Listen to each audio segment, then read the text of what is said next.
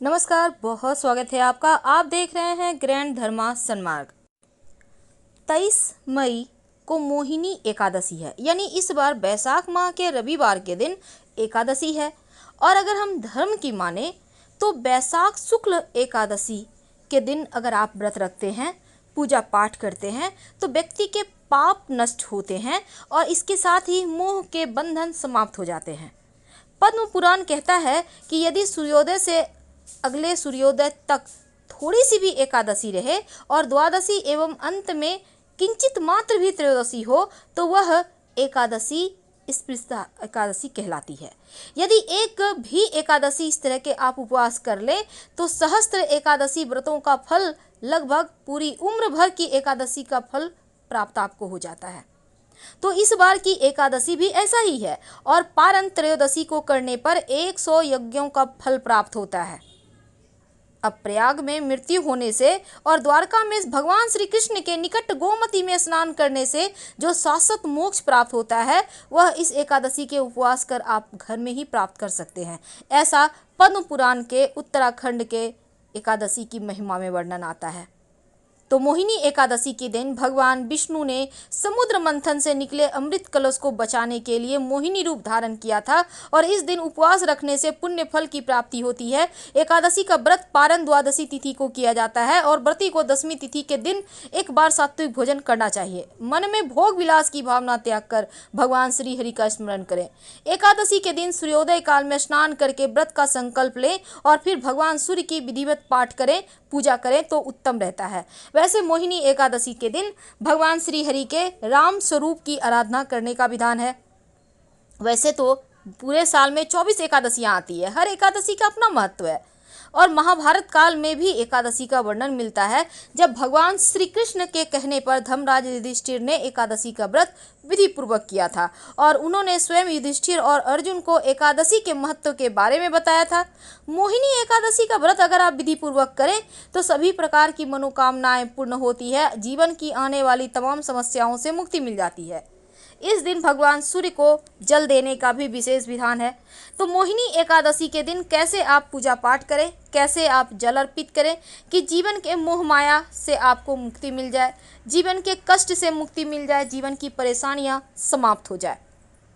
देखिए, मोहिनी एकादशी के दिन चूँकि इस बार जो एकादशी है वो 23 मई की सुबह 6:40 तक रहेगी और आपको पारना करना है 24 मई की सुबह 5:26 से सुबह 8:10 तक के बीच आप पारना कर लीजिएगा।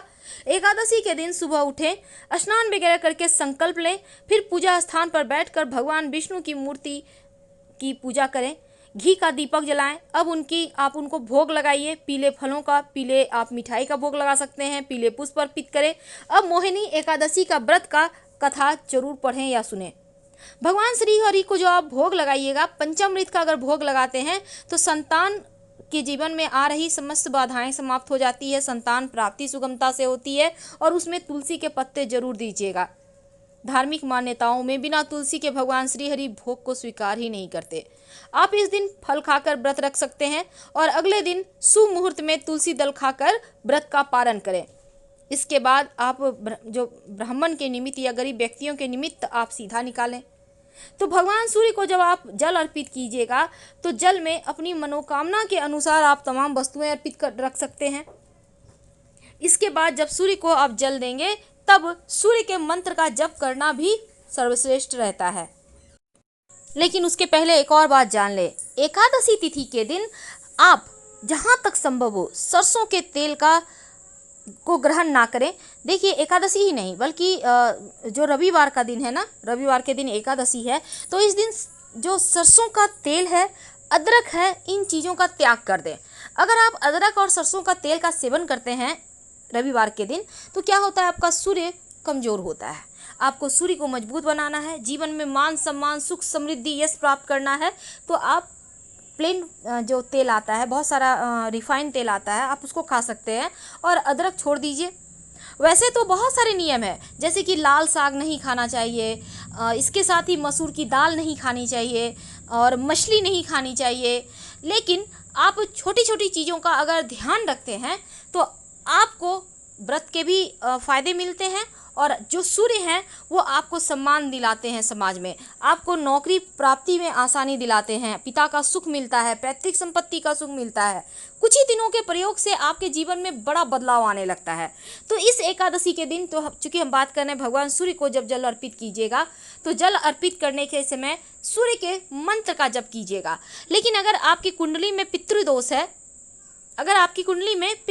है, तो जल में एक चुटकी काला तिल डालकर अर्पित करें, और उसके बाद आप पितृदेव से प्रार्थना करें कि जीवन में जो कष्ट है उसको समाप्त कीजिए, और आप हम पे प्रसन्न होइए। कोई अज्ञानतावश कोई भूल हुई है तो उसको क्षमा कीजिए।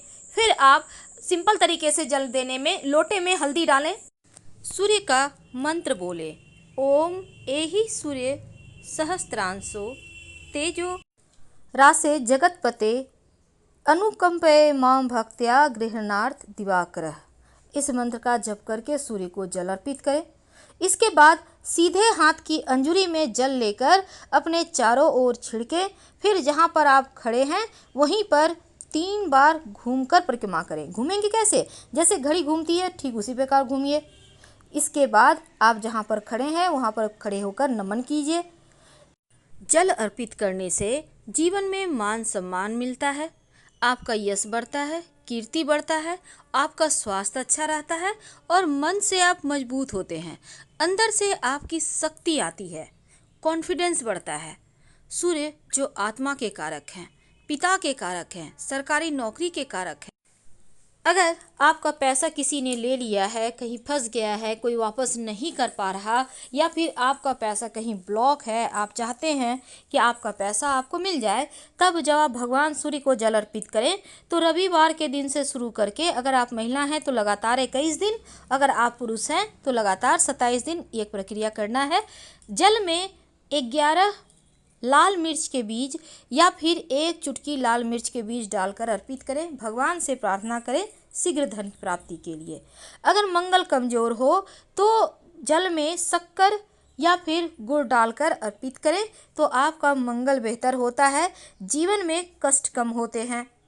शत्रु विरोधी ज़्यादा परेशान करे, आपको लगे कि शत्रु बहुत ज़्यादा परेशान कर रहे हैं, तब जल में लाल गुड़हल के पुष्प डालकर सूर्य को अर्पित करें तो शत्रु विरोधी शांत हो जाते हैं। अगर वैवाहिक जीवन में समस्या है या फिर आपका विवाह नहीं हो पा रहा है, तब जल देते समय सूर्य को जल में 1 चुटकी हल्दी डालकर अर्पित करें। जो विद्यार्थी हैं, पढ़ाई पे फोकस करने के लिए, पढ़ाई में अच्छा करने के लिए जब सूर्य को जल अर्पित करें तो उसमें स्याही डालकर अर्पित करें, ज़्यादा नहीं 1-2 बूंद डालकर अर्पित करें, तो पढ़ाई लिखाई में मन भी लगेगा और आपका खूब तेज बढ़ेगा। ज्योतिष में इन चीज़ों का पालन करने से जीवन के कष्ट कम होते हैं। सूर्य को जल देते समय अगर आप लाल चंदन या रोली डालकर अर्पित करें तो फिर आपका अच्छा स्वास्थ्य रहता है। और जल अर्पित करते समय गायत्री मंत्र का जप कीजिएगा। आप चाहें तो इसमें 1 चुटकी अक्षत भी डाल सकते हैं। जब जीवन में लगे कि कष्ट ज़्यादा हो रहा है, जीवन में आप चाहते हैं कि सभी ग्रह आपके अनुकूल ही फल दे, सभी ग्रह को प्रसन्न करने की बजाय अगर आप सिर्फ सूर्य की आराधना करें तो आपका भाग्य उदय होने लगता है। एक बात याद रखिएगा, रविवार के दिन लाल साग भुजा, यानी जैसे मूढ़ी वगैरह होता है ना, तो उसको भी नहीं खाना चाहिए, और मसूर की दाल और मछली नहीं खाना चाहिए अगर आपको सूर्य को प्रबल करना है तो। वैसे तो सूर्य को मजबूत करने के लिए सफ़ेद घोड़े की सेवा की जाती है, उन्हें चना गुड़ खिलाया जाता है, लेकिन अब सफ़ेद घोड़ा तो मिलेगा नहीं, इसलिए आप सिंपल तरीके से अपने घर में ही सूर्य को जल अर्पित करके उन्हें मनाइए। संभव हो तो आदित्य हृदय स्तोत्र का कम से कम रविवार के दिन आप 3 बार पाठ करें, तो इससे आपकी चारों दिशाओं में जय जयकार होती है, आपका यश बढ़ता है, नाम बढ़ता है। ध्यान रखें, और अगर नौकरी में परेशानी हो रही हो तो सूर्य को जल जरूर अर्पित करें। भगवान सूर्य को आप प्रणाम करके 27 बार गायत्री मंत्र भी पढ़ सकते हैं, आपकी मुश्किलें दूर हो जाएगी। सूर्य